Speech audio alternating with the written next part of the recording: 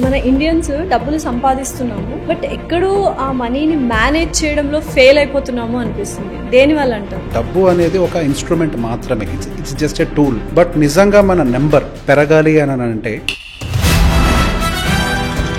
Current situation లో Indian economy ఎలా ఉంది? దేశం అంటే మట్టి కాదే, దేశం అంటే మనుషులు. మనం ఏం చేస్తున్నాం అని అంటే కేవలం మట్టిని ప్రమోట్ చేస్తూ మనుషుల్ని ప్రమోట్ చేయడం మర్చిపోయాం. నిజంగా దేశ ఆర్థిక పరిస్థితులు అనేవి మెరుగుపడుతూ ఉంటే ఇక్కడ సామాన్యుడి బతుకు ఎంతవరకు మెరుగుపడింది?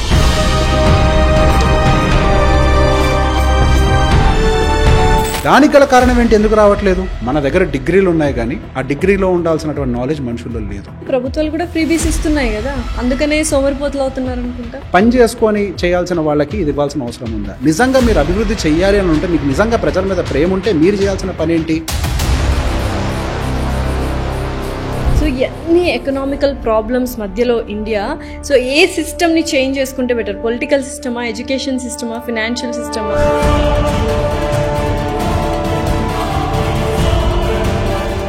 Definitely education system comes first. ఇప్పుడు దాకా మన దగ్గర వరల్డ్ లో ఉండే బిలియనియర్స్ అందరూ స్క్రాచ్ నుంచి వచ్చిన వాళ్ళే. ఎందుకు? వాళ్ళకి చదువు ఉంది, అది నువ్వు నిన్నెవడు అడిగాడు 2000 అని నువ్వు ప్రశ్నించు. యథా రాజా తథా ప్రజ. మనం ఏం ఆశిస్తున్నాం? మనకు అదే దక్కుద్ది. మనం దరిద్రాన్ని ఎక్స్పెక్ట్ చేస్తున్నాం, దరిద్రం వస్తుంది. సో బేసిక్ గా సౌత్ ఇండియాలో అడ్వైజర్ కల్చర్ తక్కువ అండ్ వెల్త్ క్రియేషన్ తక్కువ, డబ్బులు పోగొట్టుకునేది కూడా ఎక్కువ. రీసెంట్ గా వచ్చిన సెబీ డేటాలో టాప్ 4 స్టేట్స్ ఏంటి అని అంటే, మన వాళ్ళు ఒక రియల్ అడ్వైజర్ దగ్గర నుంచి అడ్వైస్ తీసుకోవడానికి ₹1 ఖర్చు పెట్టడానికి ఆలోచిస్తారు. దానికన్నా మేజర్ ప్రాబ్లం ఏంటి అని అంటే, సైకలాజికల్ గా నాకు తెలిసినంతకు ఇంకొకటికి తెలియదు, వాని నేను అడిగేది ఏంటి, అంతా నేనే చేసుకోగలుగుతాను, మొత్తం నాకే తెలుసు, నాకు మాత్రమే తెలుసు, మొత్తం నేనే అని అనుకుంటాడు. నీకున్నది మొత్తం వాడు తీసుకొని పోతాడు.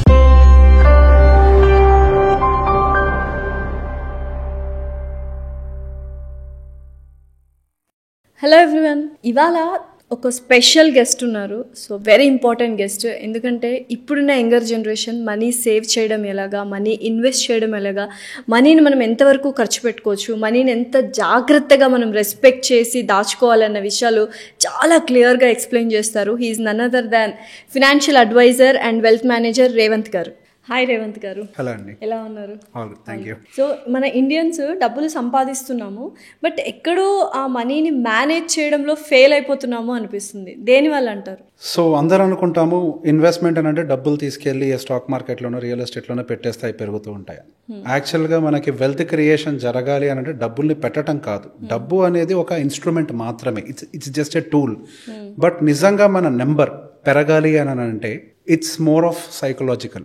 సో మనం ఎక్కడ ఇన్వెస్ట్ చేస్తున్నాము, ఎందుకు ఇన్వెస్ట్ చేస్తున్నాము, ఎంత ప్రపోర్షన్ తోటి ఇన్వెస్ట్ చేస్తున్నాము, అండ్ మనం ఇన్వెస్ట్ చేసే టూల్స్లో మనకి ఫిజికల్ అసెట్స్ అన్నీ ఉన్నాయి, ఫైనాన్షియల్ అసెట్స్ అన్నీ ఉన్నాయి.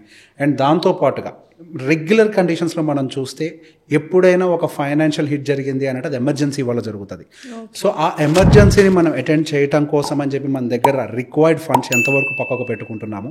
అండ్ ఆపర్చునిటీస్ రెగ్యులర్గా మనకు క్రియేట్ అవుతూనే ఉంటాయి. ఆపర్చునిటీ మనకు క్రియేట్ అయినప్పుడు ఆపర్చునిటీని మనం గ్రాప్ చేసుకోవటానికి, సో ఆపర్చునిటీని గ్రాప్ చేయడానికి మన దగ్గర ఎంత లిక్విడ్ రెడీగా పెట్టుకుంటున్నాము. సో ఇవన్నీ కూడా డిటర్మైన్ చేస్తాం. ఒకవేళ మన దగ్గర లిక్విడ్ ఉన్నా కూడా ఆపర్చునిటీ గ్రాప్ చేసి దాన్ని మళ్ళీ కాంపౌండ్గా మార్చాలి అంటే ఎలాగా? ఒక్కసారి ఇన్వెస్ట్ చేసాము అని అంటే, సో బేసిక్ ఇన్వెస్ట్మెంట్ అనేది మనం రైట్ టైంలో చేసాము అని అంటే బై డిఫాల్ట్గా అది కాంపౌండ్ అవుతూనే ఉంటుంది. ఇప్పుడు ఫర్ ఎగ్జాంపుల్, మీరు మార్కెట్స్ హైలో ఉన్నప్పుడు, స్టాక్ మార్కెట్ హైలో ఉన్నప్పుడు, లేదా ఒక రియల్ ఎస్టేట్ భూమి బాగా హైలో ఉన్నప్పుడు, లేదా ఒక బంగారం బాగా హైలో ఉన్నప్పుడు ఇన్వెస్ట్ చేస్తే మీకు కాంపౌండింగ్ చాలా ఇంపాక్ట్ అవుతుంది. సో బేసిక్ ఇందాక మీకు చెప్పినట్టుగా ఆపర్చునిటీ ఉన్నప్పుడు ఐడెంటిఫై చేసి మనం ఇన్వెస్ట్ చేయాలి. ఆపర్చునిటీ ఎప్పుడు దొరుకుతుంది? ఇనీషియల్ స్టేజ్లో ఉండేదాన్ని ఆపర్చునిటీ అంటాం. ఎప్పుడైతే అది న్యూస్లోకి వచ్చి బాగా సర్క్యులేట్ అవుతుందో అది ఆపర్చునిటీ కాదు, అది ఆల్రెడీ పెరిగిపోయింది. అందరూ అందులో ఇన్వెస్ట్ చేస్తారు. అప్పుడు ఇన్వెస్ట్ చేశారు అని అంటే ఆల్రెడీ పెరిగిపోయింది. So there is more demand. When there is more demand అది ఎప్పుడు కూడా హై ప్రైస్ లో ఉంటుంది. హై ప్రైస్ లో ఉంటే మీకు కాంపౌండ్ ఎట్లా క్రియేట్ అవుతుంది? కాంపౌండింగ్ అనేది క్రియేట్ అవ్వాలంటే మీరు లోవర్ లెవెల్స్ లో ఎంటర్ అయి ఉండాలి. ఇప్పుడు ఫర్ ఎగ్జాంపుల్ అమరావతి భూములకి సంబంధించి ఎప్పుడు మాట్లాడుకునే ఎగ్జాంపులే. అండ్ ఆ భూములకి సంబంధించి మీరు గవర్నమెంట్ ఫార్మేషన్ కంటే ముందు ఎవరికైతే ఉన్నాయో వాళ్ళు నిజంగా వెల్త్ని క్రియేట్ చేశారు. క్యాపిటల్ అనౌన్స్ కాకముందు అటు నూసివీడ లేకపోతే అమరావతి అనే కన్ఫ్యూజన్లో ఉన్నప్పుడు ఎవరైతే క్లారిటీతో అమరావతిలో ఇన్వెస్ట్ చేశారో వాళ్ళకి రియల్ వెల్త్ క్రియేట్ అయింది. అలా కాకుండా అమరావతి అనౌన్స్ చేసిన తర్వాత ఎవరైతే ఇన్వెస్ట్ చేశారో వాళ్ళు నిజంగా ఇబ్బంది పడ్డారు. But down the line 10 to 15 years ఇంకా అసలు డెవలప్ అవ్వాలి కదా అమరావతి. సో డెవలప్మెంట్ మనకు కావాల్సిన ఖర్చులు, మనకు కావాల్సిన ఎక్స్పెండిచర్, మనకు కావాల్సిన అవసరాలు ఉంటాయి. So basic that's what. So basic ఇందాక నేను అదే చెప్పాను, మనం ఎలా ఇన్వెస్ట్ చేస్తున్నాం, ఫిజికల్ అసెట్స్లో ఎంత ఉన్నాయి, ఫైనాన్షియల్ అసెట్స్లో ఎంత ఉన్నాయి. సో మనం మొత్తం తీసుకెళ్ళి మనం ఎలా ఉంటామని అంటే ఐదర్ ఎక్స్ట్రీమ్స్లో ఉంటాం. తీసుకువెళ్ళిపోయి కంప్లీట్గా రియల్ ఎస్టేట్లో ఇన్వెస్ట్ చేస్తాం, లేదా కంప్లీట్గా తీసుకొని వెళ్ళి ఎఫ్డీస్లో ఇన్వెస్ట్ చేస్తాం, లేదా ఎల్ఐసి పాలసీలకు డబ్బులు కడతాం. So basic either extremes are dangerous. ఎప్పుడైనా కానీ మన పోర్ట్ఫోలియో అనేది అంటే మన ఇన్వెస్ట్మెంట్స్ అనేవి డిజైన్డ్ ఉండాలి. అంటే రియల్ ఎస్టేట్ ఒక పోర్షన్, ఈక్విటీస్ ఒక పోర్షన్, బాండ్స్ ఒక పోర్షన్, గోల్డ్ ఒక పోర్షన్, ఫిక్స్డ్ డిపాజిట్స్ ఒక పోర్షన్. సో బేసిక్గా we should have everything in our portfolio. అది మన ఇండివిజువల్ కండిషన్ని బట్టి వేరీ అవుతుంది. అందరికీ సేమ్ థంబ్ రూల్ అనేది పనిచేయదు. Case to case it varies. ఇప్పుడిప్పుడే కెరియర్ గ్రో చేసుకోవాలనుకున్న వాళ్ళు రియల్ ఎస్టేట్ అసెట్ పోర్ట్ఫోలియోని ఎక్కువగా మెయింటైన్ చేయడం సాధ్యం కాదు. Because it is very expensive. ఒకేసారి ఒక పెద్ద చంక్ ఆఫ్ మనీ కావాలి, డైరెక్ట్గా కొనడం సాధ్యం కాదు. సో ఇనీషియల్ స్టేజ్లో they can build like good chunk of equities, అంటే మ్యూచువల్ ఫండ్స్ ద్వారా అయి ఉండొచ్చు, డైరెక్ట్ స్టాక్ పర్చేస్ ద్వారా అయి ఉండొచ్చు, and they can buy bonds, they can buy FDs, ఇవన్నీ కూడా చేయొచ్చు కదా. అండ్ అలాంగ్ విత్ దట్ అది బిల్డ్ అయ్యే కొద్దీ కొంత పోర్షన్ బయటకు తీసి రియల్ ఎస్టేట్ని కూడా యాడ్ చేసుకోవచ్చు. And these days purchasing real estate became very easy. Easy అని అంటే it is not like buying like ఒక 15-20 lakhs అవసరం లేదు. 300 రూపాయలతో కూడా రియల్ ఎస్టేట్ బై చేయొచ్చు. అదేలాగా 300 రూపీస్తో రియల్ ఎస్టేట్ కొనడం ఎలాగా? Yes, you have REITs, real estate investment trust అని చెప్పి మనకి స్టాక్ మార్కెట్ లో లిస్టెడ్ ఆల్రెడీ ఉంది. Through REITs you can invest in real estate. You will get rental income almost 6% per annum. ఒక commercial rental income ఎంతైతే generate చేయగలుగుతుందో అంత income generate చేస్తుంది. అండ్ మీరు అక్కడ ఒక షేర్ కొన్నట్టుగానే కొంటారు, అదొక ట్రస్ట్ లాగా రన్ అవుతుంది. దాంట్లో వచ్చే ఇన్కమ్ మొత్తాన్ని ఆల్మోస్ట్ 90-95% అక్కడ ఉన్న ఇన్వెస్టర్స్ కి డివైడ్ చేసేస్తారు. And you are the owner of that. Mind space ఉందా మనకి? మైండ్ స్పేస్ కూడా లిస్టెడ్ ఉంది మన దగ్గర.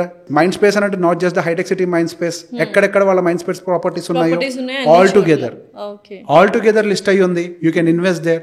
అండ్ ఇప్పుడు మనకి చాలా ఈజీ అయిపోయింది.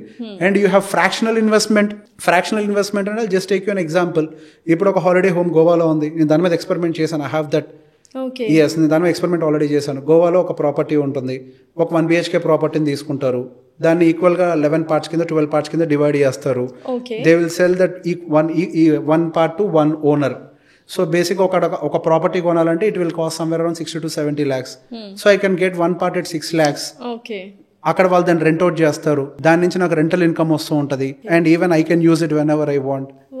అండ్ ఐఎమ్ ఏ పార్ట్, నేను ఒక ఓనర్ని దాంట్లో. So that is how you can accumulate. ఒకేసారి పెద్దదే కొనేయాలంటే మనకు మార్కెట్ మారే కొద్దీ సినారియోస్ మారిపోయి అన్ని సినారియోస్ మారిపోతున్నాయి. Investing is very easy in these days. So ఇలా కొన్ని ఎగ్జాంపుల్స్ అంటే what are the best ways to compound our money? So to compound our money, first thing I say you have to start first with any amount. So బేసిక్గా నా దగ్గరకు వచ్చిన వాళ్ళలో చాలా మందిని అబ్జర్వ్ చేసింది, ఐ కాంట్ సేవ్, నా వల్ల కాదు. వాళ్ళ టార్గెట్ 10,000 ఏమో, but start with 1,000 rupees at least. Compound పని ఏంటి అని అంటే ఏం లేదు, మనం ఇన్వెస్ట్ చేసిన తర్వాత దాని పని చేసుకుంటూ పోతూ ఉంటుంది. I just tell you simple example. నేను ఒక 6.5 lakhs అక్కడ ఇన్వెస్ట్ చేసిన తర్వాత 1 year అవుతుంది హార్డ్లీ, అది నాకు 7.5 lakhs అయిపోయింది ఆల్రెడీ. ఎగ్జిస్టింగ్ నేను కొన్న వాల్యూయే, ప్లస్ దాని మీద నాకు రెంటల్ ఇన్కమ్ వచ్చింది. మరి అమ్ముకోవాలంటే అలా గోవా ఇందాక చెప్పినట్టు అది అమ్ముకోవాలంటే ఎలాగ? నేను మీకు నా షేర్స్ అమ్మేస్తాను, అదొక కంపెనీ కింద ఫామ్ చేసి ఉంటుంది. యా, సో బేసిక్గా ఒక ప్రైవేట్ లిమిటెడ్ కంపెనీ కింద ఫామ్ చేస్తాం, దాన్ని SPV అంటాం, specially parked vehicles. Even REITs work on that. REITs కూడా SPV మీద మాత్రమే వర్క్ చేస్తుంది. In the same way REITs అని అంటేనేమో it's a very big, like 30,000 crore, 50,000 crore. ఇవన్నీ చిన్న చిన్నవి, 60 lakhs, 1 కోటి రూపాయలు, 2 కోట్లు ఈ సైజులో ఉండేవన్నమాట. సో ఒక చిన్న అమౌంట్ వచ్చినా కానీ we can invest in real estate. We have that opportunity. You can invest and you can earn rental income from there also. But investment అంతా కూడా డిపెండ్ అయ్యేది ఎమోషనల్ కోషన్ మీద, సైకాలజీ మీద అంటుంటారు. బట్ మన ఇండియన్ సైకాలజీ ఏంటి, ఆ investment వల్ల ఎలా ఎఫెక్ట్ అవుతుంది? So the real problem here is, as I said, మీరు అన్నట్టుగానే as you said, like investment అంతా కూడా సైకాలజీ చుట్టూ తిరుగుతుంది. ఇన్వెస్ట్మెంట్ మొదలు పెడతాం. సో ఈ పర్టికులర్గా ఎమోషన్స్ అనేవి ఎక్కడ ఎక్కువ ట్రిగ్గర్ అవుతాయి అని అంటే ఫైనాన్షియల్ అసెట్స్ మీద ఎక్కువ ట్రిగ్గర్ అవుతాయి. రియల్ ఎస్టేట్ మీద కొంత తక్కువ. మనం ఒకసారి ఒక మ్యూచువల్ ఫండ్లో ఇన్వెస్ట్మెంట్ మొదలు పెట్టిన తర్వాత we'll have a goal. So బేసిక్గా నేను చాలా మంది సీనియర్స్ తోటి కూడా, సీనియర్ ఇన్వెస్టర్స్, సీనియర్స్ అని అంటే ఫీల్డ్ సీనియర్స్ కాదు, సీనియర్ ఇన్వెస్టర్స్ అని చాలా మందితోటి మాట్లాడినప్పుడు దే ఆర్ సేయింగ్ దిస్, నేను కంటిన్యూస్గా మ్యూచువల్ ఫండ్స్లో ఇన్వెస్ట్ చేస్తూనే ఉన్నాను, 2-3 సంవత్సరాలు ఇన్వెస్ట్ చేసిన తర్వాత నేను యాక్చువల్గా మా అమ్మాయి చదువు కోసం ఇన్వెస్ట్ చేస్తాను, మధ్యలో అవసరం రాగానే డబ్బుల్ని విత్డ్రా చేస్తాను.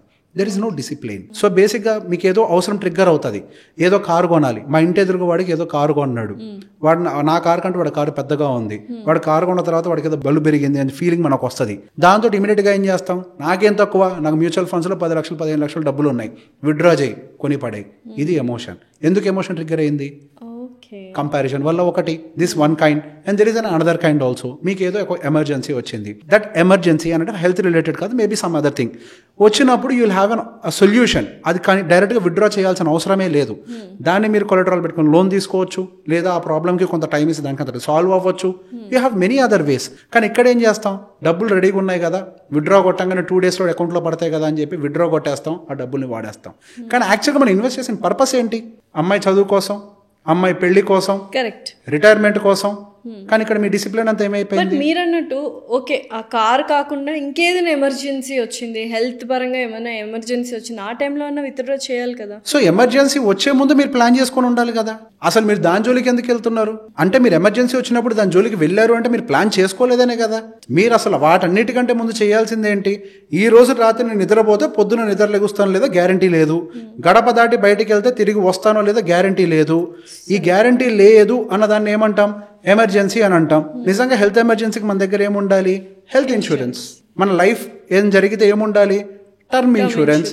మీరు అవేమీ ప్లాన్ చేసుకోకుండా ఎమర్జెన్సీ వచ్చింది నేను విత్డ్రా చేయడం కరెక్టే కదా అని అంటే ఎట్లా కరెక్ట్ అనాలి? హౌ కెన్ ఐ లైక్ దాన్ని కరెక్ట్ అంటానికి అసలు ఏంటి? అసలు ఎలా ప్రాపర్గా మన ఫినాన్షియల్ థింగ్స్ని బట్టి మనం ప్రాపర్గా ఎలా ప్లాన్ చేసుకోవాలి? ఇప్పుడు ప్రజెంట్ సిచ్యుయేషన్లో యంగర్ జనరేషన్ చాలా ఫాస్ట్గా ఎర్న్ చేస్తున్నారు, సేవ్ చేస్తున్నారు, ఇన్వెస్ట్ చేస్తున్నారు, రిటైర్ అయిపోతున్నారు. బట్ ప్రాపర్ ప్లానింగ్ లేదు, మీరు అన్నట్టు డిసిప్లిన్ లేదు. సో ప్రాపర్ వేలో ఎలా ఇన్వెస్ట్ చేయాలి, ఎలా ఉండాలి ఫినాన్షియల్ అడ్వైజింగ్ అనేది? అసలు మీరు చెప్పిన దాంట్లో ఏ ఒక్క ప్రాసెస్ వాళ్ళు చేయట్లేదు. సేవ్ చేయట్లేదు, ఇన్వెస్ట్ చేయట్లేదు, రిటైర్ అవ్వట్లేదు. ఇన్వెస్ట్ చేస్తున్నాం అని అనుకుంటున్నారు అంతే. Let me tell you the fact. ఎందుకంటే ఇప్పుడు ఓల్డర్ జనరేషన్ చూసుకున్నట్లయితే లైక్ మీ పేరెంట్స్ కానీ మా పేరెంట్స్ కానీ ఒక ఇల్లు, రిటైర్మెంట్ తర్వాత ఇల్లు కొనుక్కోవడం, ఇల్లు కట్టుకోవడం అనేది వాళ్ళ ఫైనాన్షియల్ గోల్ అనుకోండి. సో కానీ ఇప్పుడు 30s, 40s మనం ఇల్లు కొనేసుకుంటున్నాం కదా. దాని ఇన్వెస్ట్మెంట్ అని ఎవరు చెప్పారు? మనం ఉండే ఇల్లు ఎప్పుడు ఇన్వెస్ట్మెంట్ కేటగిరీలోకి రాదు. అది నేను చెప్పటం కాదు, that is the truth. Okay, మనం కన్స్యూమ్ చేస్తున్నాం. మీకేమైనా రెంటల్ ఇన్కమ్ వస్తుందా? దాని నుంచి ఏమైనా బిజినెస్ చేస్తున్నారా? దాని నుంచి ఎంత గ్రోత్ ఉంటుంది? హార్డ్లీ 7%. సింపుల్గా ఇప్పుడు మనం amount every month rent pay చేస్తున్నాము. హైదరాబాద్లో రెంట్ల కాస్ట్లు ఎలా ఉన్నాయో మీకు తెలుసు. సో అదే అమౌంట్ మనము ఓన్ హౌస్ కడుతుంటే ఈఎంఐ లాగా ఏదో ఒక రోజు అసెట్ అనేది మనకు వచ్చేస్తుంది కదా, అపోహల్లో ఉంటారంటారా? I will tell you an example. మీ నోటితోటే చెప్పిస్తాను. మీరుండే ఏరియాలో అపార్ట్మెంట్ రెంట్ ఎంత? 30,000 ఉంటుంది. అపార్ట్మెంట్ రేట్ ఎంత? 1 crore ఉంటుంది. 30,000 అంటే మీకు యాన్యువల్గా ఎంత పే చేస్తున్నారు? అప్రాక్సిమేట్గా somewhere around 4 lakhs. 4 lakhs somewhere around ఎంత పే చేస్తున్నారు. సో అప్రాక్సిమేట్గా మీకు ఇంట్రెస్ట్ రేట్లో ఎంత అవుతుంది? అది 4%. ఓకే, మీరు అదే ఇన్వెస్ట్మెంట్లో పెట్టుకుంటే మ్యూచువల్ ఫండ్స్లో కానీ ల్యాండ్లో కానీ ఇన్వెస్ట్ చేస్తే డైరెక్ట్గా విల్ గెట్ 15%. ఏది ఎక్కువ? అండ్ అపార్ట్మెంట్కి మెయింటెనెన్స్ ఉంటుందా? ఖచ్చితంగా ఉంటుంది, డెఫినెట్గా ఉంటుంది కదా. ఇల్లు అనేది ఎమోషన్ కదా. ఎమోషన్ అని అంటే ఎమోషన్ ఎప్పుడు తీరాలి? అన్ని అవసరాలు తీరిన తర్వాత. There is a process. First financial needs అని ఉంటాయి. ఫైనాన్షియల్ నీడ్స్లోకి ఏమొస్తాయి? మన ఫ్యూచర్ వస్తుంది. ఫస్ట్ పిల్లల ఫ్యూచర్ వస్తుంది. పిల్లల ఫ్యూచర్లో ఫస్ట్ ఉండేది ఏంటి? వాళ్ళ ఎడ్యుకేషన్, వాళ్ళ మ్యారేజ్, ఆ తర్వాత మీ రిటైర్మెంట్. సో బేసిక్గా లెట్ మీ అండర్స్టాండ్, అందరు ఈ మధ్య పెళ్లి చేసుకునేటప్పుడు సెటిల్ అయ్యాక పెళ్లి చేసుకోవాలంటున్నారు. సెటిల్మెంట్ అంటే ఏంటి? సెటిల్మెంట్ అంటే ఏంటి మీ దృష్టిలో? మేనేజర్గా, ఫినాన్షియల్ అడ్వైజర్గా సెటిల్మెంట్ అంటే ఏంటి? నా దృష్టిలో సెటిల్మెంట్ అంటే చెప్తాను. అసలు సెటిల్మెంట్కి మీనింగ్ ఉందా? Is there any definition? I think so. No, there is no definition.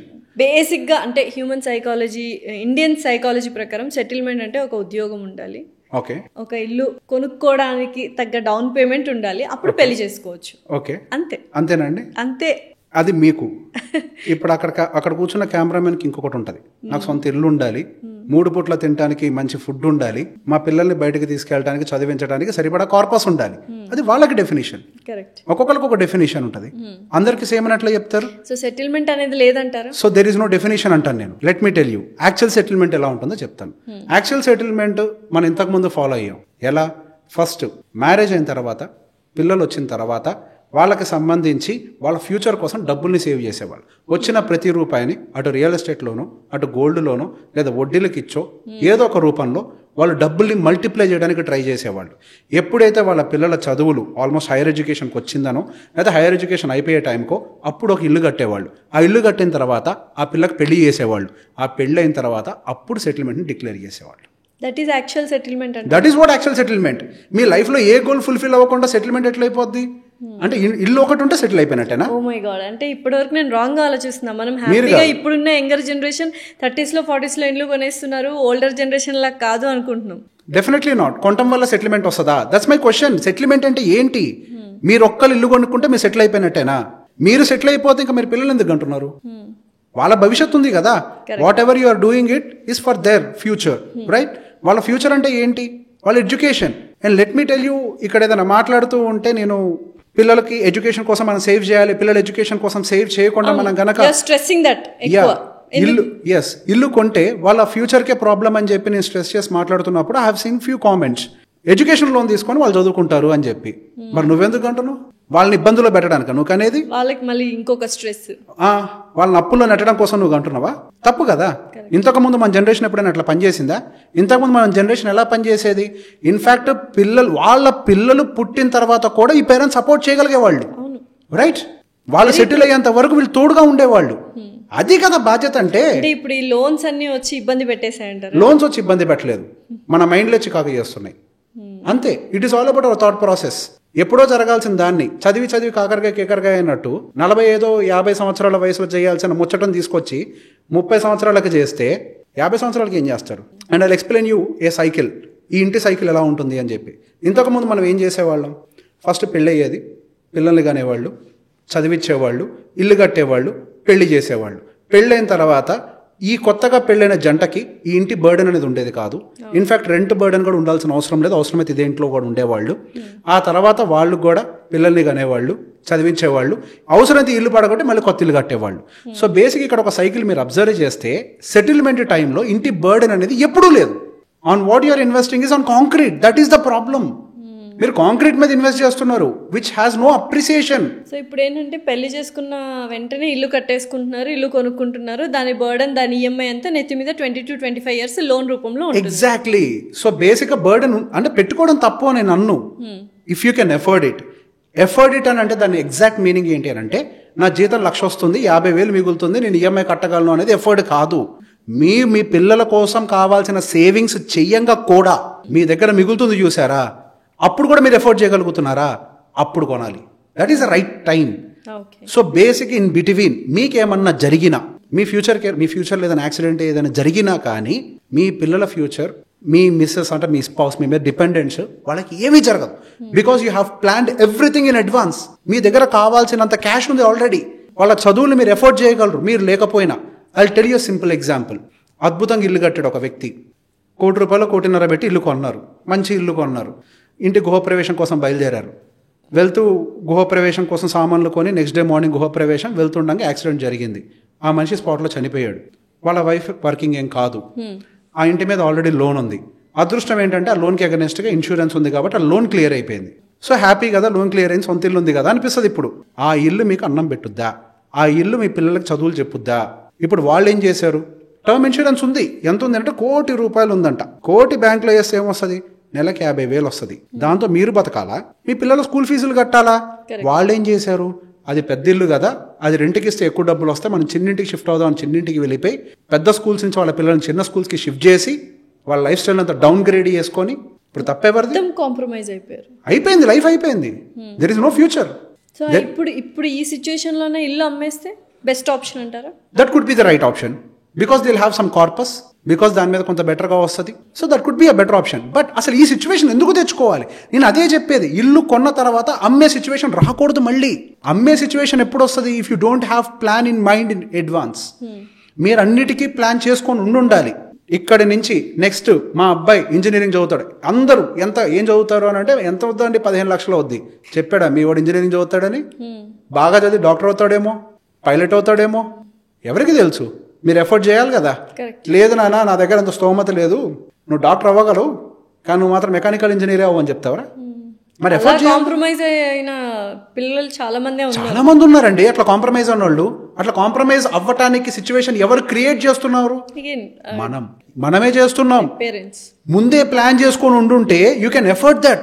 నేను ఇంతకు ముందు కూడా ఒక ఇంటర్వ్యూలో చెప్పాను, మా నాన్న ఒక మాట చెప్పారు, నేను ఖర్చు అంటూ పెడితే మీ భవిష్యత్తు మీద మీ చదువుల మీద పెడతాను, నేనంటూ కొనుక్కుంటే ఒక ఇల్లే కొనగలుగుతాను, కానీ మీరే గనక చదువుకొని పెద్దోళ్ళు అయితే ఒక్కొక్కరు 2-3 ఇల్లు కట్టగలుగుతారు. ఇది కదా పెట్టుబడి. ఒక ఇంటి కోసం నేను కాంప్రమైజ్ అయ్యి మీ భవిష్యత్తును తాకట్టు పెట్టాలా? Right, very very true. కట్టద్దు చెయ్యొద్దు అని అనట్లేదండి. ఎప్పుడు ఆ టైమింగ్ అని అంటే వీటన్నిటికీ మీ అమ్మాయి చదువుకి ఒక 15,000 నెలకి, మీ ఆ అమ్మాయి పెళ్లికి ఒక 15,000 నెలకి, మీ రిటైర్మెంట్ కోసం ఒక 15,000 20,000 నెలకి ఒక ప్లాన్ ఉంటుంది కదా. ఆ ప్లాన్ కోసం మీరు సేవ్ చేయంగా కూడా మీ దగ్గర ఈఎంఐకి సరిపడా డబ్బులు ఉన్నాయా, గో ఫర్ ఇట్. ఇక అసలు ఆలోచించద్దు, అప్పుడు ఆలోచించద్దు ఇక. Then you can afford anything in your life. ఏదన్నా జరగనియండి మీ లైఫ్లో, మీకేం కాదు. మీ దగ్గర కార్పస్ ఉంది, you have good term insurance and everything, and ఇంటి లోన్కి ఇన్సూరెన్స్ ఉంటుంది, అన్ని డబ్బులు రెడీగా ఉంటాయి. You can do what ever you want. So ఒక ఇండివిజువల్కి బేసిక్గా ఫినాన్షియల్ ఆస్పెక్ట్స్లో ఏమేమి ఉండాలి?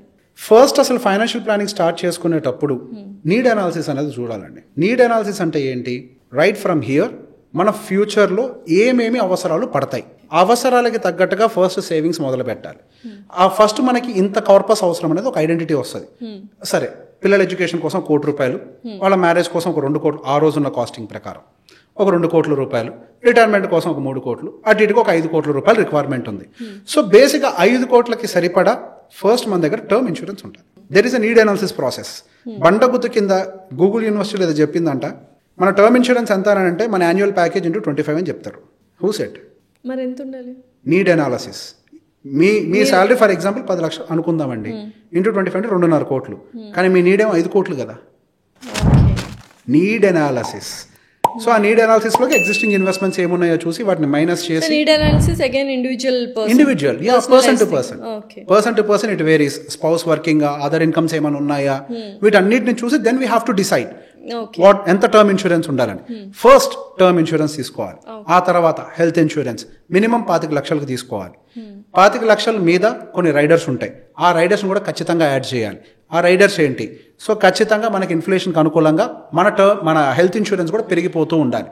ఇప్పుడు 25 లక్షలు ఎక్కువ అనిపిస్తుంది, 20 సంవత్సరాల తర్వాత 25 లక్షలు దేనికి పనికిరావు. Right? So your insurance should go up. So ఆ రైడర్స్ని ఖచ్చితంగా యాడ్ చేయాలి. ఇవన్నీ ఉన్న తర్వాత నెక్స్ట్ మీకు కావాల్సిన నీడ్స్కి సేవింగ్స్ని మొదలు పెట్టాలి. ఆ సేవింగ్స్ ఎంతంత మొదలు పెట్టాలి అంటే ఇనీషియల్గా మన దగ్గరకు వచ్చే శాలరీ సరిపోకపోవచ్చు, బట్ స్టార్ట్ సమ్వేర్. డెఫినెట్గా మీ శాలరీ గ్రో అవుతుంది. మీ శాలరీ గ్రో అయ్యే కొద్దీ you can increase your savings. ఎప్పుడైతే ఆ తగ్గ లిమిట్ రీచ్ అవుతుందో then you can plan for your house.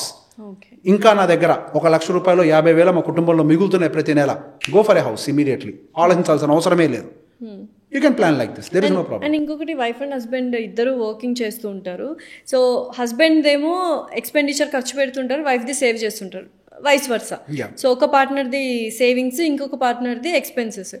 ఈ ఫినాన్షియల్ ప్లానింగ్ కరెక్టా?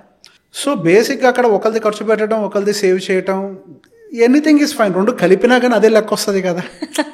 లెక్క అదే కదా, కరెక్ట్. అక్కడ వచ్చే డిఫరెన్స్ ఏం లేదు. సో బేసిక్ ఏంటి అని అంటే వాళ్ళు ఒక బండ గుర్తు పెట్టుకుంటారు, నీ అన్ని ఖర్చులకి నా అన్ని సేవింగ్స్ కోసం అని చెప్పి. So anyway it is fine. అదొక జస్ట్ మనకి ఒక బండ గుర్తు లాగా అంతే.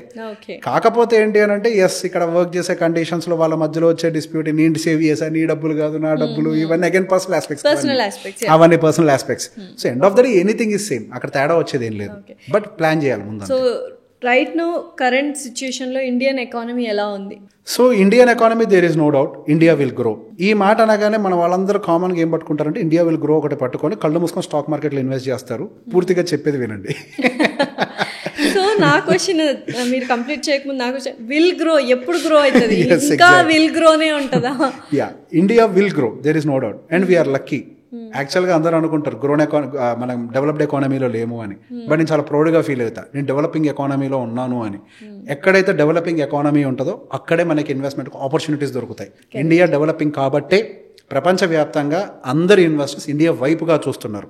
సో ఇండియా డెవలపింగ్ గా ఉన్నంత కాలం definitely will have beautiful opportunities. So down the line ఎన్ని ఇయర్స్ కి ఇండియా డెవలప్ అయిపోతుంది? సో బేసిక్ గా దేర్ ఇస్ అ డిఫరెన్స్. ఇక్కడ ఏంటంటే మనకి జీడిపి వైజ్ గా చూస్తే మనం almost 5th position, I mean మన ఎకానమీ సైజ్ లో చూస్తే మనం 5th లో ఉన్నాం. మనం ఇంకా ఎందుకు మరి డెవలపింగ్ లోనే ఉన్నాం? డెవలప్డ్ అనాలి కదా, ఎందుకనట్లేదు? Per capital income. Yeah, so yes, per capital income ఎప్పుడైతే లోవర్ గా ఉంటుందో కంట్రీ డెవలప్డ్ కింద పరిగణించబడదు. సో దీని మీద రీజన్స్ ఏంటి? పర్ క్యాపిటల్ ఇన్కమ్ ఇంకా తక్కువగానే ఉండడానికి రీజన్స్ ఏంటి? We have infrastructure, technology, people, youth, younger generation ఎక్కువ ఉన్నారు. So what are the reasons, factors ఏంటి? దేశం అంటే మట్టి కాదే, దేశం అంటే మనుషులు. మనం ఏం చేస్తున్నామనంటే కేవలం మట్టిని ప్రమోట్ చేస్తూ మనుషుల్ని ప్రమోట్ చేయడం మర్చిపోయాం. అదే రీజన్. ఇప్పటి వరకు జీడిపి పెరుగుతుంది, దేశ ఆర్థిక పరిస్థితులు పెరుగుతున్నాయి అని చెప్పి చూపిస్తున్నారు. కానీ నిజంగా దేశ ఆర్థిక పరిస్థితులు అనేవి మెరుగుపడుతూ ఉంటే ఇక్కడ సామాన్యుడి బతుకు ఎంతవరకు మెరుగుపడింది? ఎవరు పెరుగుతున్నారు? అదానీ పెరుగుతుంది, రిలయన్స్ పెరుగుతుంది, టాటా పెరుగుతుంది, కంపెనీలు పెరుగుతున్నాయి. జనాలు పెరుగుతున్నారా? పర్ క్యాపిటల్ ఇన్కమ్ గ్రో అవుతుందా? లేదు. మట్టిని పట్టించుకుంటున్నారు కానీ జనాల్ని పట్టించుకోవట్లేదు. మనకి ఇండియాలో ఇప్పుడు కరెంట్ సినారియోలో మనకి అన్ఎంప్లాయ్మెంట్ రేట్ చాలా ఎక్కువగా పెరిగిపోయింది. అండ్ పర్ క్యాపిటల్ ఇన్కమ్ అంటే ఒక సగటున ఒక మనిషికి వచ్చే జీతం అనేది కంపారిటివ్లీ చాలా తక్కువగా వస్తుంది. అంటే కంట్రీ ఎకానమీతో పోలిస్తే మనకి యాక్చువల్గా రావాల్సిన వేతనాలు కూడా రావట్లేదు. దానికి గల కారణం ఏంటి? ఎందుకు రావట్లేదు? మన దగ్గర డిగ్రీలు ఉన్నాయి కానీ ఆ డిగ్రీలో ఉండాల్సినటువంటి నాలెడ్జ్ మనుషుల్లో లేదు. అంటే స్కిల్ అంటారు. స్కిల్ మీద ఫోకస్ చేయట్లేదు. దీన్ని పూర్తిగా ప్రభుత్వం మీద మనం బ్లేమ్ చేయలేము. అంటే ప్రభుత్వాలు కూడా ఫ్రీబీస్ ఇస్తున్నాయి కదా, అందుకనే సోమరిపోతులు అవుతున్నారు అనుకుంటా. ఎస్. సో బేసిక్గా ఫ్రీబీస్ వల్లనే ఒక రకంగా ఇలా జరుగుతుంది అని అంటే it is one point. Definitely we have to consider. Auto నడుపుకొని కష్టపడి పని చేసుకునే వాడికి 10,000 ఇవ్వాల్సిన అవసరం ఉందా? 100 ఎకరాలు ఉన్న ఆస్తిపరుడికి ఖచ్చితంగా వాళ్ళకి దాన్ని ఏమంటారు, ఇప్పుడు ఏదో ఇస్తున్నారు కదా ఎకరానికి ఇంత అనే డబ్బులు, అది ఇవ్వాల్సిన అవసరం ఉందా? అది ఏదైనా కానివ్వండి, పేరు ఏదైనా కానివ్వండి, ఇవ్వాల్సిన అవసరం ఉందా? పని చేసుకొని చేయాల్సిన వాళ్ళకి ఇది ఇవ్వాల్సిన అవసరం ఉందా? నిజంగా మీరు అభివృద్ధి చేయాలి అని ఉంటే, మీకు నిజంగా ప్రజల మీద ప్రేమ ఉంటే మీరు చేయాల్సిన పని ఏంటి? స్కిల్ని డెవలప్ చేయాలి. ఆ స్కిల్కి తగ్గ ఉద్యోగ కల్పన మీరు ఇవ్వాలి. అది ఇవ్వకుండా కేవలం నేను డబ్బులు ఇచ్చాను అని అంటే, సర్ప్రైజింగ్ విషయం ఏంటి అని అంటే, లెట్ మీ టెల్ యూ, ఆ ఫ్రీబీస్ అలవాటై మన జనాలు ఎలా అలవాటు పడిపోయారంటే నా దగ్గరకు వచ్చి కూడా ఫ్రీగా సజెషన్ ఇస్తారని అడుగుతున్నారు. Brother, this is my profession, this is how I earn my money. నేను మీకెందుకు ఫ్రీగా సర్వీస్ ఇస్తాను? ఆల్వేస్ రిమెంబర్, మీరు ఎప్పుడైతే ఒక ప్రొఫెషనల్ రియల్గా హైర్ చేసుకుంటారో అప్పుడే మీ కెరియర్ గ్రోత్ ఉంటుంది. ఒక మంచి ఆర్కిటెక్ట్ ఉంటే ఒక మంచి ఇల్లు ఉంటుంది, ఒక మంచి డాక్టర్ ఉంటే మీ ఆరోగ్యం బాగుంటుంది, ఒక మంచి ఫైనాన్షియల్ అడ్వైజర్ ఉంటే మీ వెల్త్ బాగుంటుంది. మీరు ఫైనాన్షియల్ అడ్వైజర్ దగ్గరకు వచ్చి ఫ్రీగా అడ్వైజ్ ఇవ్వమంటే నేను ఎందుకు ఇస్తాను? అర్థమైంది. ఓకే, ఇది అలవాటు చేసింది ఎవరో కాదు, మన గనులే, మన ప్రభుత్వాలే. అక్కడ ఫ్రీగా ఇచ్చి ఫ్రీ అని ఓడివాడి బేసిక్గా మన వాళ్ళు దానికి అలవాటు పడిపోయారు. ఒకటే గుర్తుపెట్టుకొని, ఎక్కడైతే ఫ్రీ అనే వర్డ్ ఉంటుందో అక్కడ ఒక పెద్ద స్కామ్ ఉంటుంది. సో ఫ్రీ అనే వర్డ్ మీ జీవితానికి ఉపయోగపడేది కాదు. ఫ్రీగా ఎవడు సర్వీస్ చేయడు. ఎవడైనా ఫ్రీగా సర్వీస్ చేస్తాను అని మీ దగ్గరకు వచ్చాడు అని అంటే ఖచ్చితంగా వాడు మిమ్మల్ని మోసం చేస్తాడు. ఎవడైనా మీ పెట్టే రూపాయికి 10 రూపాయలు వడ్డీ ఇస్తాడు అని అన్నారంటే ఖచ్చితంగా అక్కడ మోసం ఉంటుంది. There is no free, there is no fast, there is no shortcut. So financial advisor అనేది ఇప్పుడు మన లైఫ్లో ఎంత ఇంపార్టెంట్? ఇప్పుడు సింపుల్ అండి, ఫైనాన్షియల్ అడ్వైజర్ అనేవాళ్ళు మేబీ మీకు పెద్ద పెద్ద దారులు చూపించలేకపోవచ్చేమో, కానీ మనం చేసే ఫైనాన్షియల్ మిస్టేక్స్లో కొన్ని మిస్టేక్స్ ఆపగలిగినా చాలు. సింపుల్ ఎగ్జాంపుల్, మనమే హ్యూజ్ డిఫరెన్స్ అనుకుంటా, చాలా డిఫరెన్స్ వస్తుంది. మనమే చాలాసార్లు అనుకుంటూ ఉంటాం ఖాళీ కూర్చొని, అప్పుడు నేను పని చేయకపోయి ఉంటే బాగుండేదే, అప్పుడు నేను పని చేయకపోయి ఉంటే నా వెల్త్ ఈ పాటికి 3 times 4 times అయ్యి ఉండేదే. ఆ ఒక్కటి ఆపగలిగితే the game has changed. Right? Of course కొత్త దారులు డెఫినెట్గా అదే ఫీల్డ్లో ఉంటారు కాబట్టి, వాటి గురించి అవగాహన ఉంటుంది కాబట్టి, ఆ లాస్ కూడా ఐడియా ఉంటాయి కాబట్టి, సో మిమ్మల్ని ఒక రైట్ వేలో డైరెక్ట్ చేయడానికి డెఫినెట్గా ఉపయోగపడతారు. And let me tell you, so బేసిక్గా వెస్టర్న్ కంట్రీస్లో అడ్వైజర్స్ కల్చర్ ఎక్కువ. మన ఇండియాలోనే పర్టికులర్గా మనకి సౌత్ ఇండియాలో అయితే అది బాగా తక్కువ. సో బేసిక్గా సౌత్ ఇండియాలో అడ్వైజర్ కల్చర్ తక్కువ, అండ్ వెల్త్ క్రియేషన్ తక్కువ, డబ్బులు పోగొట్టుకునేది కూడా ఎక్కువ. అండ్ ఐ టెల్ యూ ఎట్లా కూడా పోగొట్టుకుంటారు. రీసెంట్గా వచ్చిన సెబీ డేటాలో ఆఫ్ కోర్స్ 93% పోగొట్టుకున్నారని అందరూ చెప్పారు, కానీ టాప్ 4 స్టేట్స్ ఏంటి అని అంటే ఆ 4 స్టేట్స్ మన సౌత్ ఇండియాయే. ఆ ఫస్ట్ 2 స్టేట్స్ మన తెలుగు రాష్ట్రాలే. నెంబర్ 1 తెలంగాణ, నెంబర్ 2 వచ్చేసరికి మన ఆంధ్రప్రదేశ్. ఇక్కడ ఇంకో సర్ప్రైజింగ్ విషయం ఏంటి అని అంటే, మనకి ఎక్కువ మంది ట్రేడర్స్ అవైలబుల్ ఉంది సౌత్ ఇండియాలో, ఈ రీజియన్లో కాదు, నార్త్ ఇండియాలో. అక్కడ ట్రేడర్స్ ఎక్కువ ఉన్నా కానీ మన దగ్గర మాత్రం ఎక్కువ డబ్బుల్ని పోగొట్టుకుంటున్నారు. అక్కడ సంపాదించే వాళ్ళకి ఇక్కడ వాళ్ళు ఎక్కువ పోగొట్టుకొని కాంట్రిబ్యూట్ చేస్తున్నారు. దీనికి గల ఒక సింగిల్ ప్రాబ్లం ఏంటి అని అంటే, మన వాళ్ళు ఒక రియల్ అడ్వైజర్ దగ్గర నుంచి అడ్వైస్ తీసుకోవడానికి ₹1 ఖర్చు పెట్టడానికి ఆలోచిస్తారు. దానికన్నా మేజర్ ప్రాబ్లం ఏంటి అని అంటే, సైకలాజికల్గా నాకు తెలిసినంతకు ఇంకోటికి తెలియదు, వాని నేను అడిగేది ఏంటి, అంతా నేనే చేసుకోగలుగుతాను, మొత్తం నాకే తెలుసు, నాకు మాత్రమే తెలుసు, మొత్తం నేనే అని అనుకుంటాడు. నీకున్నది మొత్తం వాడు తీసుకొని పోతాడు. సో ఇది మొత్తం ఇండియన్ సైకాలజీ వల్ల వస్తున్న పర్టికులర్గా సౌత్ ఇండియా, పర్టికులర్గా తెలుగు వాళ్ళు తిడతారేమో అండి. నేను తిట్టనియండి, నేను చెప్పేది ఏంటంటే డేటా ఈస్ సేయింగ్ దట్. నేనేం అబద్ధం చెప్పట్లేదు, నేను నిజం చెప్తున్నాను. మీకు ఇప్పటిదాకా మీరు ఎక్స్పీరియన్స్ కాలేదు కాబట్టి మీకు తెలియదు, కానీ నేను ప్రతిరోజు కానీ ఎంతో మందిని కలుస్తున్నాను. And let me tell you, they don't know anything. వాళ్ళు ఇబ్బందుల్లో ఉన్నారు, వాళ్ళకి ఎలా హ్యాండిల్ చేయాలో కూడా తెలియదు, and they don't want adviser, and they want to spend the same 5,000 rupees further weekend expenditure. మీకు ఏది కావాలో మీరు నిర్ణయించుకోవాలి. నాలెడ్జ్ కోసం రూపాయి ఖర్చు పెట్టరు, సంపద క్రియేట్ అవ్వాలంటే ఎట్లా వస్తుంది? ఇప్పుడు సంపద సృష్టించిన ఎవరినైనా అడగండి, వారన్ బఫెట్ని అడగండి, రాకేష్ జుంజున్వాలాని అడగండి, టాటాని అడగండి, అంబానీని అడగండి. There is no shortcut for wealth creation. You have to read.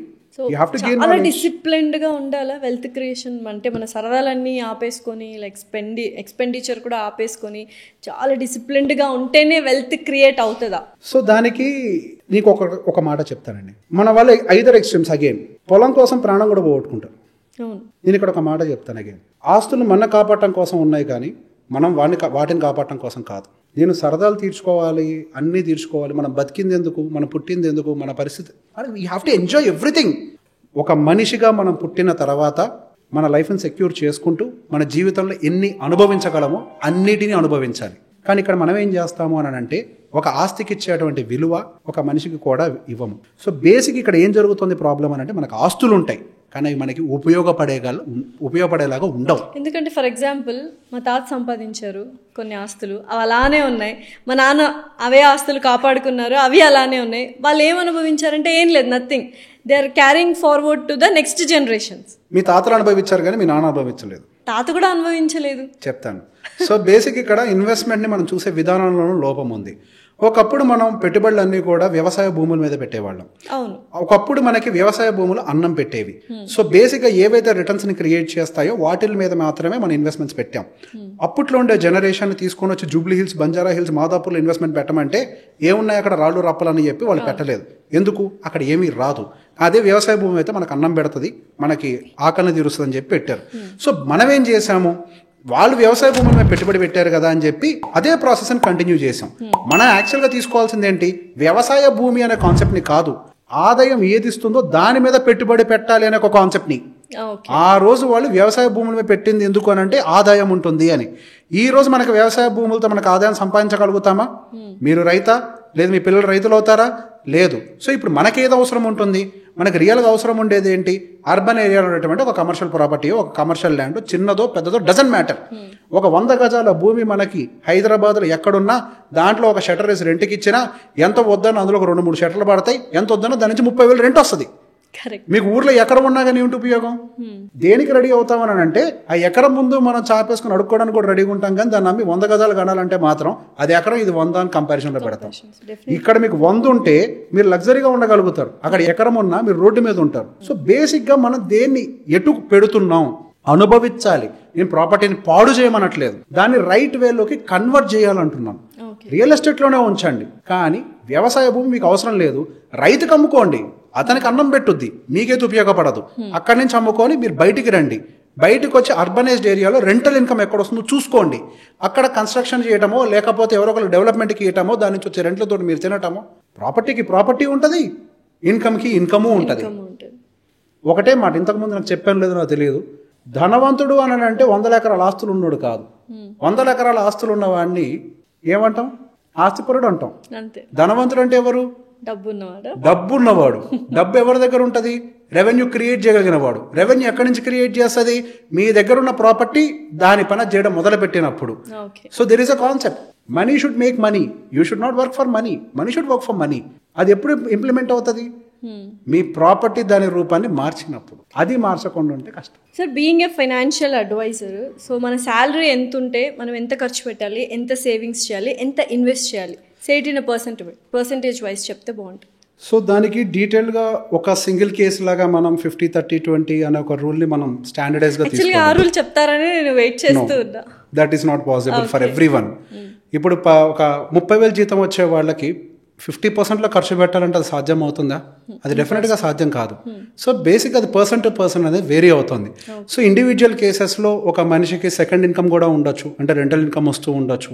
So multiple parameters, ఇక్కడ స్పౌస్ కూడా వర్క్ చేస్తున్నారా లేదా, అండ్ వాళ్ళకు ఉండేటువంటి ఎగ్జిస్టింగ్ కిడ్స్ కండిషన్ ఏంటి, వాళ్ళు ఏం చదువుతున్నారు. సో ఇక్కడ రకరకాల కండిషన్స్ వేరీ అవుతూ ఉంటాయి. బట్ ఐ ఆల్వేస్ సే, మనం లగ్జరీ కంటే వెళ్ళే ముందు, సో బేసిక్ ఒక కారు కొనే ముందు లేకపోతే ఒక లగ్జరీకి వెళ్ళే ముందో టూర్కి వెళ్ళే ముందో సేవింగ్స్ మొదలు పెట్టాలి. మీ basic expenditure level for example 50,000 సంపాదిస్తున్నారు, ఒక బేసిక్ ఎక్స్పెండిచర్ మీకు 30,000 40,000 అవుతుంది అనుకోండి. ఆ 40 దాటిన తర్వాత 10 మిగులుతుంది కదా అని చెప్పేసి దాన్ని ఎట్లా ఖర్చు పెట్టాలో ప్లాన్ చేయకూడదు, దాన్ని ఎట్లా దాచిపెట్టాలో ప్లాన్ చేయండి. ఎప్పుడైతే మీరు ఆ దాచిపెట్టడం అనే ప్రాసెస్ని స్టార్ట్ చేస్తారో మీరు నిజంగా మీ ఫైనాన్షియల్ గోల్స్కి సరిపడా అక్యుములేషన్ ప్రాసెస్లోకి ఎంటర్ అయిపోతారో అండ్ ఎస్ అక్కడి నుంచి మీ ఫైనాన్షియల్ ఫ్రీడమ్ అనేది స్టార్ట్ అయిపోతుంది. అంతేగాని ఒక స్టాండర్డైజ్డ్గా ప్రతి ఒక్కరికి ఎట్లా అప్లికబుల్ అవుతుందండి? అందరికీ ₹1,00,000 జీతం వస్తుందా? 30,000 జీతం వచ్చేవాళ్ళు లేరా? 15,000 జీతం వచ్చేవాళ్ళు లేరా? 15, 30, 20 how? Not possible. That is no way. So బేసిక్గా మనం మన లైఫ్ స్టైల్ని ప్లాన్ చేయాలి. లైఫ్ స్టైల్ని ఎలా ప్లాన్ చేయాలి? ఫస్ట్ మన ఇంటి ఖర్చు, మన ఇంటి తిండి ఖర్చులు, మన బైక్ ఎక్స్పెండిచర్ ఖర్చులు, మన పిల్లల చదువు ఖర్చులు, మన హెల్త్ ఖర్చులు, ఇవన్నీ దాటిన తర్వాత మనకి నెక్స్ట్ లెవెల్లో కొన్ని లగ్జరీస్ వస్తాయి. సినిమా థియేటర్కి వెళ్ళటం, పార్క్స్కి వెళ్ళటం, అమ్యూజ్మెంట్ పార్క్స్కి వెళ్ళటం, వెకేషన్స్కి వెళ్ళటం, ఇది కూడా దాటిన తర్వాత ఇంకొన్ని లగ్జరీస్ ఎంటర్ అవుతూ ఉంటాయి. So that's how. సో బేసిక్గా ఫస్ట్ నీడ్ దాటిన తర్వాత next you have to save. Sufficient savings వచ్చాక ఎంజాయ్ యువర్ లైఫ్. సో ఇప్పుడు చాలామంది ఇండియన్స్ ప్రతి ఒక్కరు మీ ఇంట్లో అయినా మా ఇంట్లో అయినా ఫారెన్కి వెళ్ళి చదువుకోవడం, ఫారెన్లో ఉద్యోగం చేయడం, అక్కడే సెటిల్ అవ్వడం అనేది సర్వసాధారణం అయిపోయింది. సో అలా మైగ్రేట్ అవ్వడం వల్ల ఇండియన్స్ ఫారిన్ కంట్రీస్కి ఇండియన్ ఎకానమీది ఏమైనా ఇంపాక్ట్ ఉందా? కొద్దిగా కూడా ఇంపాక్ట్ లేదు, ఇంకా మంచిదే. సో వాళ్ళు వెళ్ళి చదువుకోవటం వల్ల ఎస్ ఇక్కడ నుంచి కొంత డబ్బులు బయటికి వెళ్తున్నాయి, కొంత కాదు చాలా వెళ్తున్నాయి. లోన్స్ తీసుకోను, ఆస్తులు అమ్ముకోను, రకరకాల ఇనీషియల్ స్టేజెస్లో అయితే డబ్బులు బాగా బయటకు వెళ్తున్నాయి. కానీ ఒకసారి వాళ్ళు అక్కడికి వెళ్ళి సంపాదించడం మొదలుపెట్టిన తర్వాత they are investing back to India. Lands కొంటున్నారు, అగ్రికల్చరల్ ల్యాండ్స్ కొంటున్నారు, ప్లాట్స్ కొంటున్నారు, అపార్ట్మెంట్స్ కొంటున్నారు. ఇప్పుడు మ్యూచువల్ ఫండ్స్లో హెవీగా పంపింగ్ చేస్తున్నారు. నా దగ్గర చాలా మంది ఎన్ఆర్ఐ క్లయింట్స్ ఉన్నారు. వాళ్ళకి వచ్చే సేవింగ్స్లో మెజారిటీ పోర్షన్ అంతా ఇండియన్ మ్యూచువల్ ఫండ్స్లోకి పంపింగ్ చేస్తున్నారు. ఇది ఎవరికి మంచిది? ఇండియన్ ఎకానమీకే కదా. అక్కడ నుంచి అక్కడ సంపాదించిన డబ్బులను ఎక్కడికి వస్తున్నాయి? ఇండియన్ ఎకానమీ ఇక్కడికే ఇన్వెస్ట్ చేస్తున్నారు. సో అక్కడి నుంచి ఇక్కడికి వచ్చే డబ్బులతో కంపేర్ చేస్తే పర్టికులర్ డబ్బులు తక్కువే. అది పెట్టుబడి పెట్టనియండి అంతే. సో ఇప్పుడు ఏ కంట్రీ చూసినా, ఫర్ ఎగ్జాంపుల్ అమెరికాను చూసినా, జపాన్, చైనాను చూసినా, ఒక ఫాస్ట్ ఫార్వర్డ్ 2025 కాకుండా ఒక ఫాస్ట్ ఫార్వర్డ్ నొక్కితే 2050, 2060లో ఎలా అయితే ఉంటారో అంత ఫాస్ట్గా టెక్నాలజీ కానీ డెవలప్ అయింది. అక్కడ ఉన్నది కూడా ఇండియన్సే. బట్ ఇంకా 2025 కాబట్టి 2025లోనే ఎందుకున్నాం? వాళ్ళు ఎందుకు 2050, 2060లోకి వెళ్ళిపోయారు? వాళ్ళు 2050 వాళ్ళు 2060లో లేరు, వాళ్ళు 2024లోనే ఉన్నారు. మనమే వెనకాల ఉన్నాం. ఓకే, నేను ఇందాక ఆ క్వశ్చన్ వేసినప్పుడు ఓకే ఎలాగా? సో బేసిక్గా ఇప్పుడు చైనా తీసుకోండి, యుఎస్ తీసుకోండి, ఏ కంట్రీ అయినా తీసుకోండి, వాళ్ళు ఎకనామిక్ డెవలప్మెంట్ కోసం మాక్సిమం ఖర్చు పెడతారు. అదే మన ఇండియాలోకి వచ్చేసరికి 50 to 70% ఆల్మోస్ట్ ఫ్రీబీస్ మీద ఖర్చు పెడతారు. మీరు యాక్చువల్గా మీకు రెవెన్యూ క్రియేషన్ కానీ ఎంప్లాయ్మెంట్ క్రియేషన్ కానీ ఎక్కడి నుంచి జరుగుతుంది? ఇండస్ట్రీ డెవలప్మెంట్ జరిగితే జరుగుతుంది, R&D డెవలప్మెంట్ జరిగితే జరుగుతుంది. మన ఇండియన్ గవర్నమెంట్ ఎంత ఖర్చు పెడుతుంది? అదే Chinese government and US and Japan governments అంతా ఖర్చు పెడుతున్నాయి. అండ్ అదే జపాన్ విషయంలోకి వచ్చేసరికి మనం ఎన్నో మాటలు మాట్లాడుకున్నాం కదా, అణుబాంబులు గుండెల మీద వేయించుకున్నప్పటికీ ఈ రోజు వాళ్ళు ప్రపంచంలోనే ద బెస్ట్ కంట్రీగా ఉన్నారు అని. సో బేసిక్గా వాళ్ళు చేసింది ఏంటి, మనం చేయలేనిది ఏంటి అని అంటే వాళ్ళ ఫోకస్ అంతా కూడా ఎకనామిక్ డెవలప్మెంట్ యాక్టివిటీస్ మీద డబ్బులు ఖర్చు పెట్టారు. డబ్బులు వాళ్ళకే కాదు, మన ఇండియన్ గవర్నమెంట్ కూడా బోలెడంత ప్రాఫిట్స్ వస్తున్నాయి. అప్పులు చేసి మరీ పెడుతున్నాం. అప్పు చేసి ఎక్కడ పెడుతున్నాం అని అంటే డిస్ట్రిబ్యూషన్ మీద పెడుతున్నాం. మన అక్యుములేషన్ ప్రాసెస్ మీద ఎప్పుడైతే మన ఇండియన్ గవర్నమెంట్ కూడా ఫోకస్ చేస్తుందో ఎస్ డెఫినెట్గా మనకు డెవలప్మెంట్ అనేది ఎస్ మనం కూడా వెళ్తాం. మనకు ప్రాబబిలిటీ లేదా అని అంటే డెఫినెట్గా ఉంది. అదే మన ఇండియన్స్. సో బేసిక్గా there is a saying, India is a very good exporter. అందరూ అనుకుంటారు, ఏదంటే రివర్స్లో చెప్తున్నాం, ఇండియా ఇంపోర్ట్ చేస్తుంది కదా. No, India is exporting what? Brains. Yes, very true. India is exporting human brains. So బేసిక్గా ఇండియాలో నుంచి బయటకు వెళ్ళిన తర్వాత దాదాపుగా ఇక్కడ ప్రపంచంలో ఉన్న ప్రతి పెద్ద కంపెనీలో CEO-లుగా ఎదుగుతుంది ఎవరు? ఇండియన్సే కదా, సేమ్ టాలెంట్ కదా. సో బేసిక్గా వాళ్ళు ఇక్కడే ఉండి అట్లాంటి కంపెనీస్ అక్కడ యూస్ చేస్తున్నారు, అది అక్కడ ఎకానమీస్ ఎదిగిపోతున్నాయి, మనం అందుకే ఇక్కడ తగ్గిపోతున్నాయి అంటున్నారు. వాళ్ళు అక్కడ యూజ్ చేయడం వల్ల వాళ్ళు అక్కడ పెరగట్లేదండి. వాళ్ళు యూజ్ చేయకపోవడం వల్ల ఇక్కడ మనం ఆగిపోవట్లేదు. ఇక్కడ ఆపర్చునిటీస్ క్రియేట్ కాకపోవటం వల్ల మనం డెవలప్ కావట్లేదు. ఆపర్చునిటీ లేనప్పుడు ఒక IIT చదువుకున్నారు, మీకు ఆపర్చునిటీ లేదు, మీరు ఇక్కడ ఎందుకు ఉండాలి? మీకు బెటర్ ఆపర్చునిటీ వేరే దగ్గర దొరుకుతుంది. They are flying is not just for their career. తెలివితేటలు ఉన్నవాడు వాడి తెలివితేటలు వాడకపోతేనే మహాపాపం. ఇక్కడ వాడే అవకాశం లేనప్పుడు వాడు ఏం చేయాలి? అట్లీస్ట్ బయటికి వెళ్ళాలి, వాడేలాగా, లేదా ఇక్కడ ఎన్విరాన్మెంట్ క్రియేట్ అయ్యి ఉండాలి. మన దగ్గర స్టార్ట్అప్ హబ్ ఎంతవరకు సక్సెస్ఫుల్గా రన్ అవుతుంది? ఎస్, అడ్వర్టైజ్మెంట్ చేయడానికి, బోర్డు మీద వేయడానికి డెఫినెట్గా ఎస్. బట్ రియాలిటీలో ఎంత ఎంప్లాయ్మెంట్ని క్రియేట్ చేస్తున్నాము, ఎంతవరకు బూస్ట్ చేయగలుగుతున్నాం? That was the question. So ఎన్ని ఎకనామికల్ ప్రాబ్లమ్స్ మధ్యలో ఇండియా, సో ఏ సిస్టమ్ని చేంజ్ చేసుకుంటే బెటర్? పొలిటికల్ సిస్టమా, ఎడ్యుకేషన్ సిస్టమా, ఫినాన్షియల్ సిస్టమా? Definitely education system comes first. Education system మీద మన వాళ్ళు చాలా డబ్బులు ఖర్చు పెడుతున్నారు. ఇన్ఫ్యాక్ట్ పర్ స్టూడెంట్ మన తెలుగు రాష్ట్రాలే దాదాపుగా 60-70 పర్ స్టూడెంట్ గవర్నమెంట్ స్టూడెంట్ మీద ఖర్చు పెడుతుంది. అదే 60-70 ప్రైవేట్ స్కూల్లో పెడితే మనకు బెటర్ క్వాలిటీ వస్తుంది కదా. కానీ ఇక్కడ 60-70 ఖర్చు పెట్టినా కానీ మనకెందుకు గవర్నమెంట్లో బెటర్ క్వాలిటీ రావట్లేదు? ఇన్ఫ్యాక్ట్ వాళ్ళకంతా సబ్సిడీలోకి వస్తుంది కదా. ఇన్ఫ్యాక్ట్ గవర్నమెంట్ ప్రాఫిట్ తోటి రన్ చేయదు కదా. సేమ్ అమౌంట్ ఖర్చు పెడుతున్నా కానీ ఎందుకు అవ్వట్లేదు? సిస్టంలో చేంజ్ ఉండాలి. డబ్బులు పెడుతున్నారు కానీ ఆ డబ్బులు కరెక్ట్గా పెడుతున్నామా లేదా? ఎప్పుడైతే ఎడ్యుకేషన్ సిస్టమ్ చేంజ్ అవుతుందో, ఎప్పుడైతే మనకి బెటర్ ఇన్ఫ్రాస్ట్రక్చర్ దొరుకుతుందో, సో ఎస్ ప్రతి చోట్ల చదువు ఉంది, ఇండియాలో ఉంది, యూఎస్లో ఉంది, యూకేలో ఉంది, ప్రతి చోట ఉంది. కానీ డిఫరెన్స్ ఏంటి? ఇన్ఫ్రాస్ట్రక్చర్. ఆ ఎడ్యుకేషన్ ఇన్ఫ్రాస్ట్రక్చర్ ఎంత క్వాలిటీతో ఉంది, ఆ ఇన్ఫ్రాస్ట్రక్చర్లో టీచింగ్ ఫ్యాకల్టీ ఎంత క్వాలిటీతో ఉన్నారు. And yes teaching faculty government స్కూల్స్లో క్వాలిటీతో లేరా అని అంటే ఎలా చెప్తారు క్వాలిటీతో లేరని? They are the best actually. వాళ్ళు కాంపిటేటివ్ ఎగ్జామ్స్ రాసి క్వాలిఫై అయ్యి అక్కడికి వెళ్ళారు. వాళ్ళని రెస్పాన్సిబుల్గా చూసుకోవాల్సిన బాధ్యత ఎవరిది? దానికి తగ్గ స్టూడెంట్స్ని ప్రొవైడ్ చేయాల్సిన బాధ్యత ఎవరిది? ప్రభుత్వాన్ని. దాని తగ్గట్టుగా ఇన్ఫ్రాస్ట్రక్చర్ని డెవలప్ చేయాలి. And next health care facilities. And I worked for health care facilities as an architect. నేను చాలా గవర్నమెంట్ హాస్పిటల్స్ని రెనోవేట్ చేశాను. అండ్ అక్కడ ఉండే ప్రతి ఒక్క డాక్టర్ ఒక జెమ్. ఒక గవర్నమెంట్ జాబ్ రావాలి అని అంటే they are definitely filtered, they have the best quality. So basic అక్కడ ఉండే ప్రాబ్లం ఏంటి? ఇన్ఫ్రాస్ట్రక్చర్. అండ్ తక్కువ డబ్బులు ఖర్చు పెడుతున్నారా? మన ఇండియాలో ఎక్కువ డబ్బులు డెఫినెట్గా మెడికల్ ఇన్ఫ్రాస్ట్రక్చర్ మీద కేటాయిస్తున్నాం. కానీ ఇన్ఫ్రాస్ట్రక్చర్ మీద ఎంత కేటాయిస్తున్నాం? మెడికల్ ఇన్ఫ్రాస్ట్రక్చర్ డెవలప్ అవ్వాలి. మన దగ్గర డాక్టర్స్ ఉన్నారు, జీనియస్లు ఉన్నారు, కానీ ఇన్ఫ్రాస్ట్రక్చర్ అంటే వాళ్ళు పని చేయడానికి పని ముట్లు కూడా ఉండాలి కదా. And next tax system. మన ఇండియాలో వచ్చేసరికి డైరెక్ట్ ట్యాక్స్ సిస్టమ్ ఎస్ ప్రతి చోట ఉంది. ఎక్కడ లేదు ట్యాక్స్ సిస్టమ్? యూఎస్లో లేదా? యూఎస్లో ఇంకెక్కువ ఉంటుంది. కానీ మన దగ్గర ఉండే ట్యాక్స్ సిస్టమ్ తోటి వాట్ వీఆర్ గెటింగ్ బ్యాక్? మనం కట్టే ట్యాక్సెస్కి మనకి ఏం రిటర్న్ వస్తుంది? ఫ్రీ ఎడ్యుకేషన్ ఇస్తున్నారా? Free health care facilities provide చేస్తున్నారా? నేను ఇంత ట్యాక్స్, ఫర్ ఎగ్జాంపుల్ ప్రతి సంవత్సరం 10 లక్షలు ట్యాక్స్ కడతాను అనుకుందాం. నాకు రిటైర్ అయిన తర్వాత మీరు ఏమైనా పెన్షన్ ఇస్తున్నారా? Why should I pay? అదే యూఎస్లో మీ ట్యాక్స్ ల్యాబ్ని బట్టి మీ పెన్షన్స్ కానీ హెల్త్ కేర్ ఫెసిలిటీస్ కానీ అన్ని మారిపోతున్నాయి కదా. యూకేలో మారుతున్నాయి కదా. ప్రతి కంట్రీలో మారుతున్నప్పుడు ఇండియాలో ఎందుకు మారదు? ట్యాక్స్ సిస్టమ్ కూడా మారాలి. You have to give back. నేను రెస్పాన్సిబుల్గా పే చేస్తున్నా. నేను వచ్చి డబ్బులు ఎందుకు నీకు గవర్నమెంట్కి కడుతున్నాను? నా దేశం అభివృద్ధి చెందాలని. ఆ డబ్బులు నువ్వు తీసుకొని వెళ్ళి ఫ్రీగా పంచాలని కాదు. ఆ డబ్బులు నువ్వు సరిగా ఉపయోగించి నలుగురు చదువు చెప్తావని, ఆ డబ్బులు ఉపయోగించి నలుగురికి వైద్యం చేస్తావని చెప్పి, ఆ డబ్బులతోటే నువ్వు మంచి ఇన్ఫ్రాస్ట్రక్చర్ డెవలప్ చేసి మంచి రోడ్లు వేయించి అట్లీస్ట్ నేను ఇంటికి సేఫ్గా రీచ్ చేయాలని చూసుకుంటావని. కానీ నువ్వేం చేస్తున్నావు? ఆ డబ్బులు తీసుకెళ్ళి ఏం చేస్తున్నావు? ఫ్రీగా పంచుతున్నావు. నీ డబ్బులా? నీ జేబులోయా? నీ ఆస్తులు అమ్మేవా? నువ్వెవరికి పంచడానికి? అసలు నా డబ్బది. Welfare schemes are not wrong. Welfare schemes ఉండాలి. కానీ వెల్ఫేర్ ఏది? ఈ 75 సంవత్సరాల స్వతంత్ర భారతదేశంలో అప్పటి నుంచి ఇప్పటిదాకా వెల్ఫేర్ స్కీమ్స్ ఉన్నాయి. సో వెల్ఫేర్ స్కీమ్ యొక్క పని ఏంటండి? అట్టడుగున్న వాళ్ళని పైకి లిఫ్ట్ చేయాలి. ఎంతమంది జీవితాలు బాగుపడ్డాయి? ఎంతమంది అప్గ్రేడ్ అయ్యారు? ఇంకా ఇండియా లోవర్ ఇన్కమ్ గ్రూప్లోనే ఉంది కదా. మరి 70 సంవత్సరాలు ఈ కష్టంలో ఎంతమంది జీవితాలు బాగుపడ్డాయి? ఫ్రీ బీస్ వల్ల జీవితాలు బాగుపడతాయని ఎవరు చెప్పారు? వెల్ఫేర్ స్కీమ్ అంటే ఎలా ఉండాలి? ఉచిత విద్యకి ఉండాలి, ఉచిత వైద్యానికి ఉండాలి. ఈ రెండింటికి వెల్ఫేర్ స్కీమ్ కోసం ఎంత కేటాయిస్తున్నారు? అదర్ వెల్ఫేర్ స్కీమ్స్తో కంపేర్ చేసి వీటికి చాలా తక్కువ కేటాయిస్తున్నారు. అప్గ్రేడ్ ద స్కూల్ అండి. నేను కూడా నా పిల్లల్ని హ్యాపీగా తీసుకెళ్ళి గవర్నమెంట్ బడిలో చేర్పించుకుంటా.